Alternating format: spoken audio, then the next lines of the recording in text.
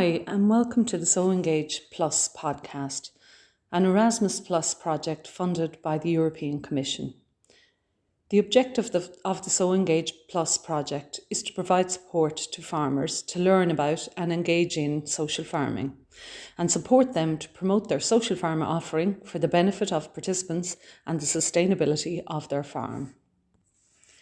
My name is Helen Doherty and I'm the Programme Coordinator for the National Social Farming Ireland Network, and I'm going to talk to you today about social farming. Today I'm joined by Dr. Aisling Moroney. Hi Aisling. Hi Helen, I'm delighted to be here to join you today and to talk to you more about my work within Social Farming Ireland, which is really focused on the policy side and the research side of things. Thank you Aisling, great to have you here today.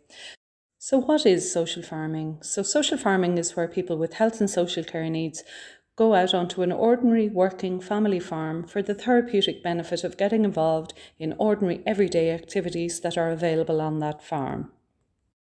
Helen, you've been involved now in social farming, gosh, longer than I have, and going quite a way back. And I'd really like if you could take us through that journey of where social farming started to develop and evolve in Ireland, right up to where we are now, where it's really at a really high growth stage. Can you take me through the key milestones, I suppose, in that journey? Sure, Aisling. So social farming, I suppose, in Ireland, there was a keen interest in social farming by a small group of people called the Community of Practice. And that's going back as far as 2006, which is quite a long time ago now. Those people saw what was happening across in Europe in relation to social farming and some of the initiatives that were developing there. So they started to look at how they might develop social farming in Ireland. One of the key organisations that was involved right from the start was UCD, University College Dublin.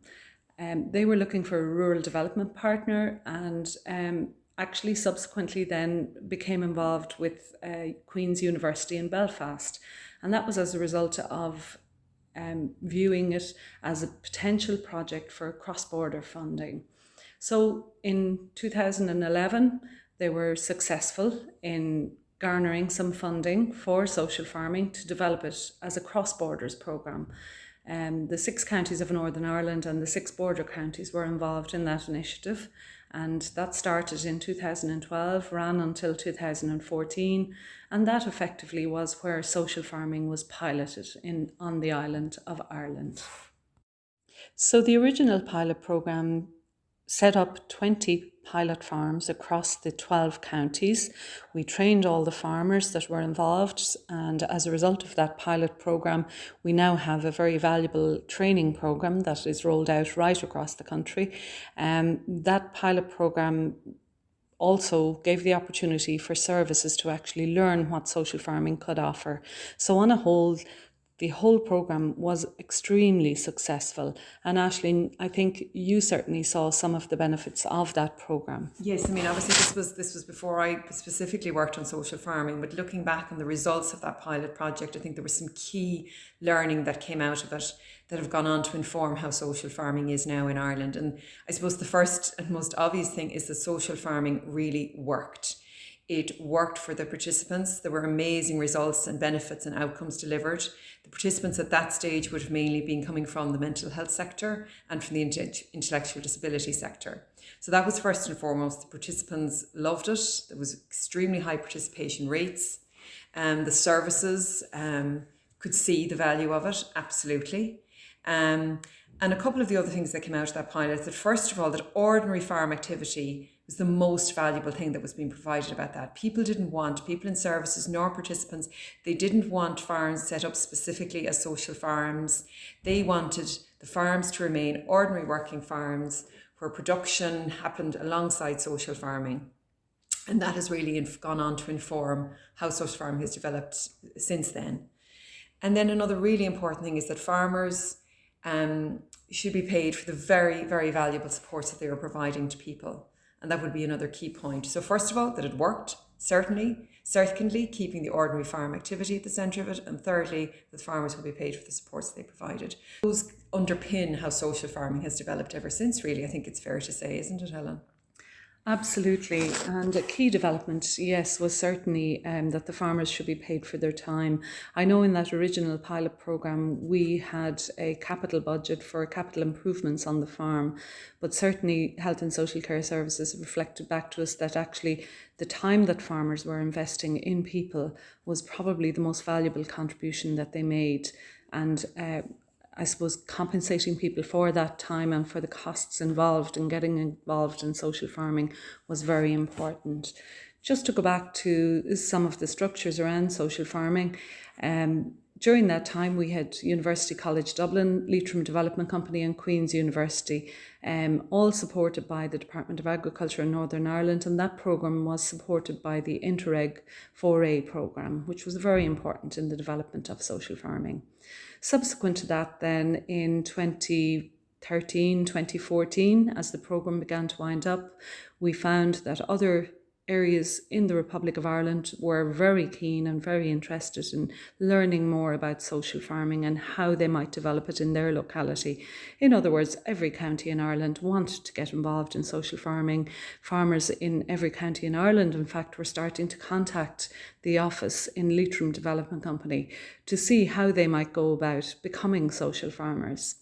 We reflected then that back to the Department of Agriculture and other government departments, making them aware that people were very anxious to see social farming developed right across the country. So the Department of Agriculture then came along and decided to support the development of social farming, and Leitrim Development Company were successful in tendering for the development of a national network to support social farming right across the country. So based in Leitrim Development Company, we now have a team of people who work right across Ireland. We partner with 3 other local development companies, South West Mayo Development Company, Waterford Leader Partnership and West Limerick Resources. Those 4 companies make up what is collectively now known as Social Farming Ireland. And Social Farming Ireland provide key supports, mentoring and development to all the farmers involved in social farming. In 2016, Leitrim Development Company were successful then in tendering for the national network. The work of the national network was really to develop supports for social farming activity right across the country, to ensure that social farming was going to develop in a sustainable way, to provide training for farmers, to provide mentoring, to provide network support, working with support services right across the country, across the many different sectors that were now becoming aware of social farming and the potential that it had for the people that they are supporting. Alongside our network contract, we also have a model contract which looks at the development of research and policy around our model of social farming. And Aisling, you might talk to us a little bit more about that, because that's actually your specific area of expertise. I'd be delighted to, Helen. To focus on the policy side first, I suppose the first really important thing to say is, and I suppose this kind of overarches everything, is that social farming fits so well and reflects so well emerging policy in health and social care, which is very much around providing community-based ordinary supports to people regardless of their challenges in life. So that's a really important point to make, I suppose. But also within that, as a policy officer, one of my roles is to, I suppose, keep abreast of continuing policy. Policy changes all the time, government departments change, all of that, new policies emerge, new directives emerge. So we're keeping abreast of all of that all of the time to make sure we are responding in the best way. And also we are contributing to policy. I mean, a lot of what we do out on farms, the results we're getting with people, they're confirming, I suppose, the benefits of the kind of approaches, the kind of high-level policy aspirations in health and social care around providing better lives for people in their own communities. So we are actually doing that on the ground. And so the kind of research reports that we are producing, and I'll talk about those a little bit more in a few minutes, they are providing real evidence from the ground as to the benefits of what is being proposed, I suppose, at the policy level. And as we all know, sometimes there can be a bit of a gap between what the policy is, what best practice is, and what actually happens on the ground. So we are showing, I suppose, the value of all of that high-level policy. So then on the research side, we have continually do research amongst social farmers, amongst participants, amongst the staff from services who support people who go onto social farms. This is really embedded in everything we do. We have 6 major reports that are available on our website, which show the results of that research. And why do we do it? Well, I suppose because, first of all, we're always looking to improve. We're always looking to see, are we doing the right thing? Is the approach we're taking the right one? What can we do better? And we also, of course, want to be able to make the argument with real evidence as to what the outcomes of social farming are. We want this to continue. We know this works. We want it to be sustainable. We want supports to come from Department of Agriculture, Food and the Marine, of course, to continue those, but also more importantly, to continue to get supports from other government departments. So we need evidence for that. And that's what our research is really all about. Gathering that evidence, that nuanced evidence too. Not just social farming is great, but digging a lot deeper as to why it works. What is the magic, I suppose, that happens on social farms? And that's really what the research is all about. And also, what is the best practice? The minute detail of how we can do things better. That's great, Aisling. So that gives us a good insight into the 2 contracts and the broader work that's involved in our whole Social Farming Ireland programme. So tracking back just to talk a little bit about the farms that are involved, it's very important for us to note that the farm is not a specialised treatment farm. It's an ordinary working farm, and really getting involved in the ordinary activities that are available on ordinary farms is the key to social farming, and it's one of our core values. Our other key core values are that the activities are person-centred, and everything we do in social farming, from providing the support to farmers, from the support that farmers provide to people when they go out onto the farms, everything is person-centred. So it depends on the person's capabilities and capacity and what's available on that farm, and hopefully that will suit that person. The other key value that we hold as very central tenet to what we do is that it's the participants' choice to get involved in social farming. So they must indicate that choice to us at some point during the process. Very often farmers also want to know, well, will my farm be suitable? And we say, well, there's going to be some participant that your farm suits and is interested in. So there is no typical social farm. Farms range in size. I think our smallest farm is 1 acre. Our largest farm will be several hundred acres, in excess of 500 certainly. And the activities range from basic horticulture on some farms to very complex operations that have a lot of things going on, and you might only access, for example, small parts of that farm. On average, though, our farms are very kind of middle of the range, maybe 40, 50 acres would be the average, and they're involved in many different activities. So they're multifunctional farms that have mixed farming activities and usually have animals and equine, woodland, dairy, lots of different activities going on. The qualities and characteristics of our farmers are very important to us, and that there are people who have time to devote to the people that come out to share their farm with them. We have farms all over Ireland, in every county of Ireland, from the very top of Malin right down to the bottom of Cork and Bantry, and we have approximately heading towards 140 farms at this point in time on our books. And of course, as this podcast ages, we hope that that number will increase significantly. So what does a social farming week look like? So a social farming typically would take place 1 day a week for what we call a placement block. People spend on average between 4 and 5 hours on the farm, but that can be as little as maybe 2 hours for some participants. And again, keeping the participant at the heart and centre of what we do is really important. So every placement is tailored to that participant, and this is part of the core work of the Social Farming Ireland network. The number of participants on the farm are small. It ranges usually between 1 and 4 participants, with the average probably being 2 or slightly more than 2. So there's always activities to suit the participant. Nothing happens until the farmer and the participant actually meet each other. That's really important. So we conduct an induction day on all of our farms. So everybody gets to meet everybody, and everybody then decides whether they're going to go ahead with the placement and if it's the right placement for them. Social farming is very social, and there's always time for tea and chat, a little bit of planning at the start of the day, and food is always central to everything that happens on a social farm. Indeed, Helen, and you've often heard me say that the most important piece of farm equipment in social farming is the kitchen table, and that's kind of where it all happens. The chat and the crack about whether it's the football or the weather or whatever it is, and we've all been there and on those farms and got to experience that lovely connection between people that happens around the table. I mean, I might talk a little bit about the kind of farm activities, I suppose, that happen. And Helen, you've already made it clear that, it's really very individual. Depends on the farm, depends on the people, what their capacities are, what their interests are. And it'll vary according to those things. Other things that, the farm is a live environment. So, of course, also things like the weather come into play.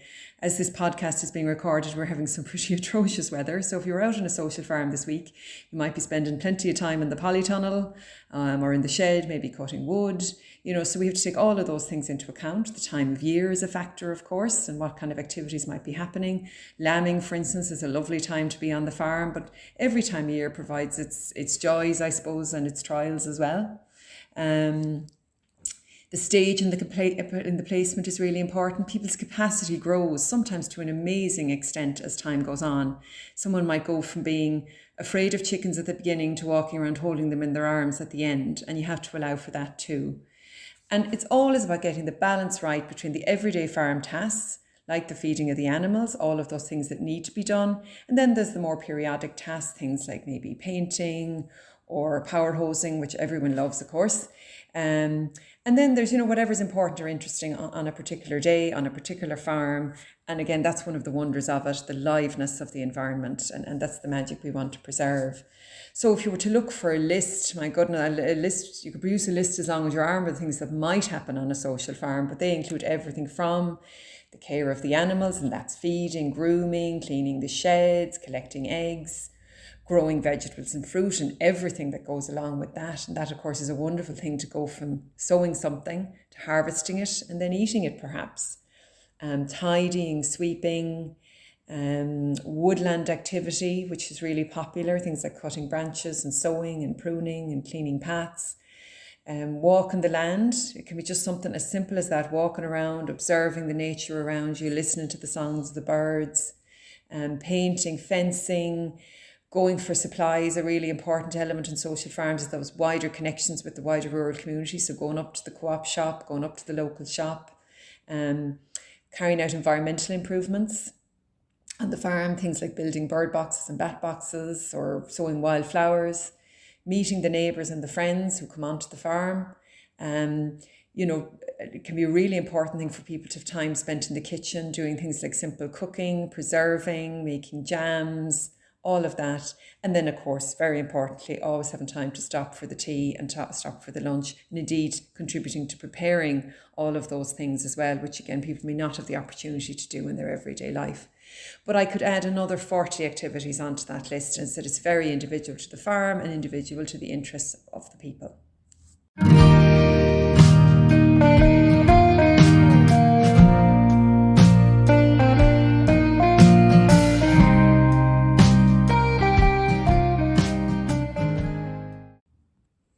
So from a farmer's perspective, we might talk a little bit about how a farmer might get involved with Social Farming Ireland.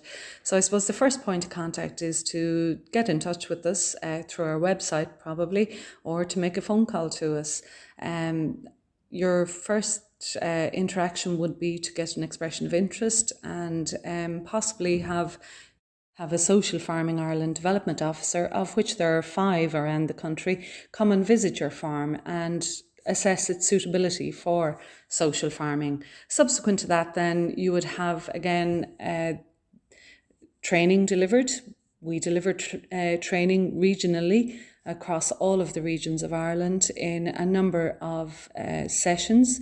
We usually start off with the introductory sessions in the early part of the year, followed on by, for example, peer learning and framework for practice and other disability awareness workshops and mental health workshops. So we cover all of the aspects that you will need to deliver Social Farming Ireland safely.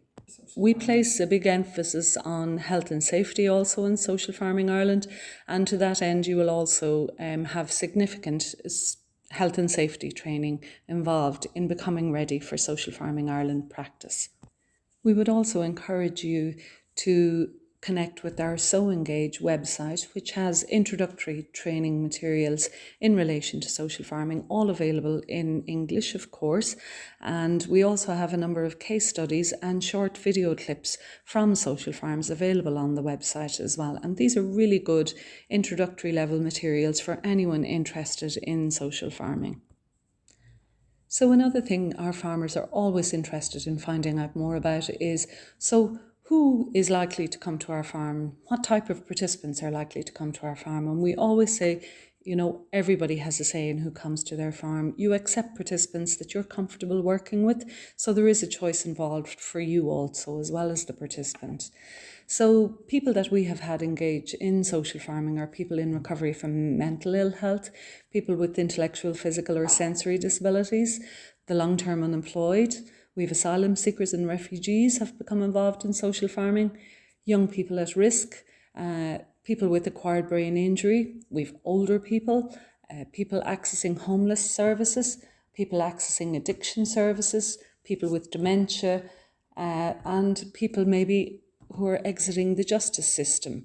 So there are many different sectors of people. We've also had people through the education system, through the Leaving Cert Applied programme, become involved in social farming.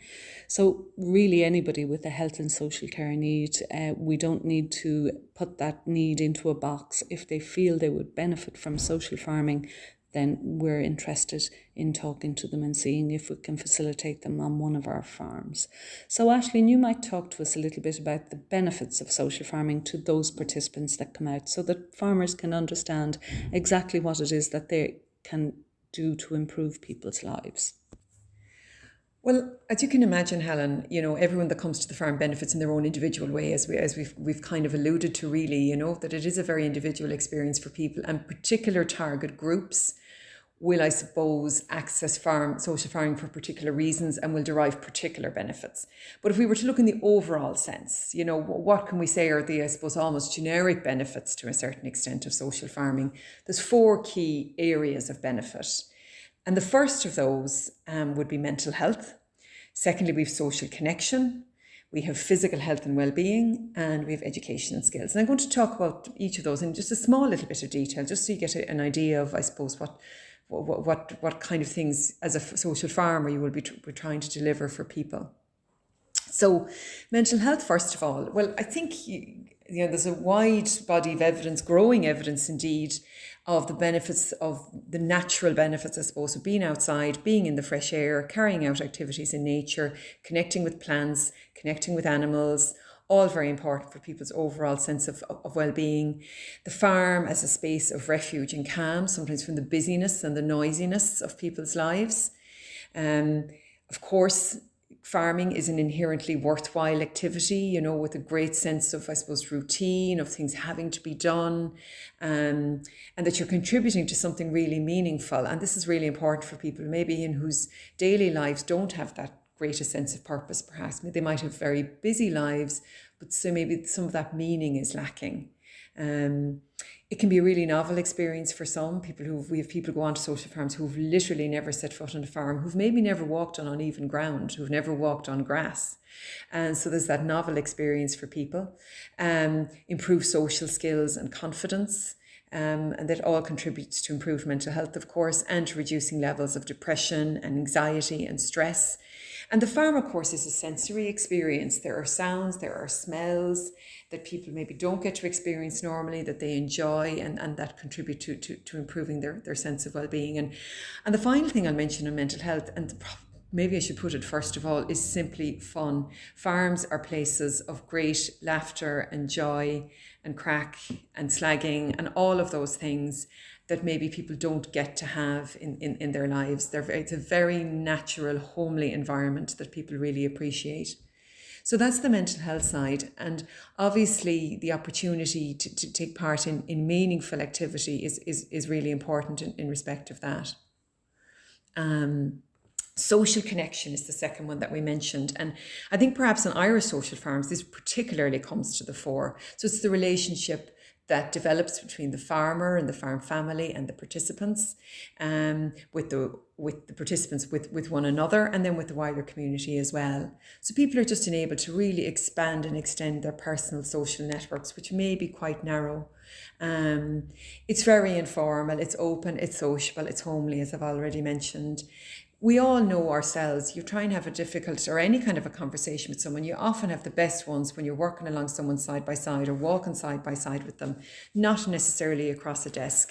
And we would have lots of people from services saying that they get to see a very different side of people, and they know that the farmers get to see a very different side of people that they don't see as professional support workers. And of course, it decreases those feelings of loneliness and isolation for people.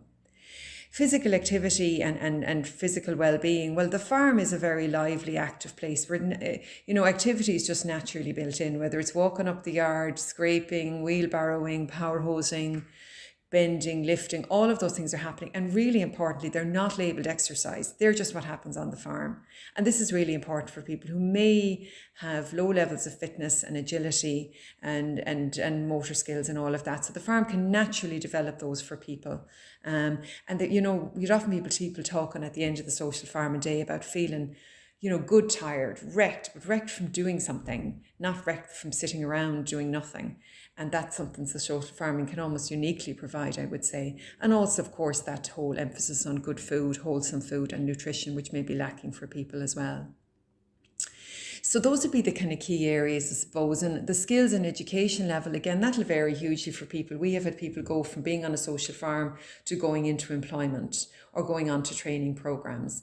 They're learning those farm skills, of course, but there's also everyday life skills. So that's really key as well. So those would be the four main areas of benefit for people. But as I said, it is always very individual. Thanks, Aisling. That's really good to hear about the potential impact that our ordinary farmers can have on participants' lives. And let's not forget that there are also significant benefits to be had for our farmers in getting involved in social farming. What might some of those be, do you think, Aisling? Well, I think one of the main benefits to farmers would really be, and this is the feedback I get from them and the research that I've done with social farmers, is really the personal benefits they get from doing something rewarding, from supporting other people, from seeing people flourish and grow in the environment of their farm. Because that's a really wonderful thing, to take this asset that they already have and this ordinary life experience, I suppose they have, and to see how it can actually be used to benefit other people. And that's just, that is hugely rewarding for people. And social farming is a great way as well of putting a value on a particular way of life in rural Ireland. We have very special places in all of these farms, and the farmers are a really sociable community. They love spending time with people, and this is a really valuable asset in rural Ireland that we need to hold on to, and we need to cherish this and actually use it in a very positive way. And I think going forward as well, this is a very sustainable use of farms. We're not doing any harm to the environment. In fact, we're enhancing rural Ireland by developing the social farming offering right across the country. It's interesting you say that, Helen, because so many farmers would have said to me that they fell back in love with their farm from doing social farming. They got to see it with fresh eyes, with new eyes.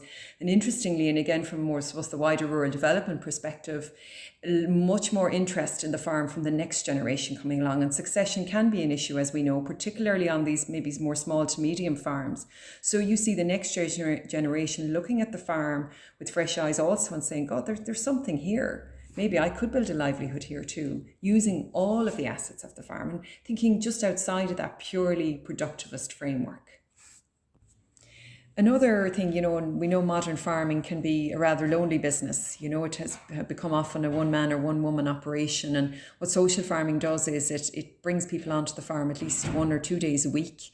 It brings life back to the farm. And people would talk about that, and it almost recalls what farming maybe would have been like, the whole mehel and having more people on the farm and more people contributing to doing tasks. So in that way, social farming from the farming perspective decreases that loneliness that can be there and brings that life and energy back to the farm and gets, multiple generations involved, which is really important. We have to, of course, mention the additional income that comes from social farming.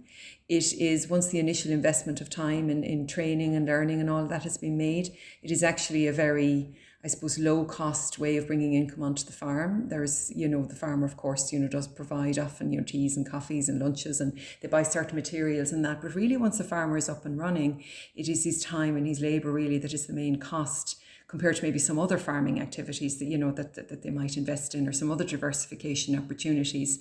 So really that can be a valuable additional source of income onto the farm. And it can be done on a year-round basis as well, which is really good. And also, Aisling, what we have seen through our research, and the evidence is showing that a lot of our farms that get involved in social farming, they've become actually a lot more health and safety conscious, and they have become better places for people to actually visit and to be on. And even to the point of, you spoke about the sociability as well. Neighbours are popping in and they're seeing the improvements on that farm, and it's having a wider impact in the local community as well. It's also breaking down barriers. Again, people are starting to see people who are somewhat very often marginalised in society. Suddenly they're appearing on the local farm and they're helping out on the farm and getting involved in ordinary activities. So there are barriers being broken down in a very subtle way in local communities every day through social farming. But those farmers, have an interest in diversification, and maybe there are some other diversification interests that they might have, Aisling. Yeah, well, our research would show that farmers are much more likely to pursue other diversification opportunities, having, I suppose, already gone through that, in some ways gotten through that block almost of opening up the farm to other people, which in itself is quite a big thing. And they've maybe made those health and safety improvements, they've levelled those paths, they've done that bit of fencing, they've cleaned up that shed that was always needed to be cleaned up, or whatever it is. And now they feel the farm is much more, I suppose, available in a wider sense to the public. So we have farmers doing things now like farm walks, or having school groups out, having connections with universities and research, been happening on the farm around things like biodiversity. So sometimes something like social farming can be the key that unlocks other opportunities as well. And we're definitely finding that with our social farmers. Definitely are, Aisling. And I think, as we said, our farmers definitely fall in love with their farms again and are using them and using the tremendous potential that they have to improve people's health and well-being, and to break down barriers and provide a very socially inclusive space for people to receive support. So if you think social farming might be something for you on your farm, then please pick up the phone or check us out online. Our website is socialfarmingireland.ie, and our contact number is 071 9641 772, and we'd love to hear from you.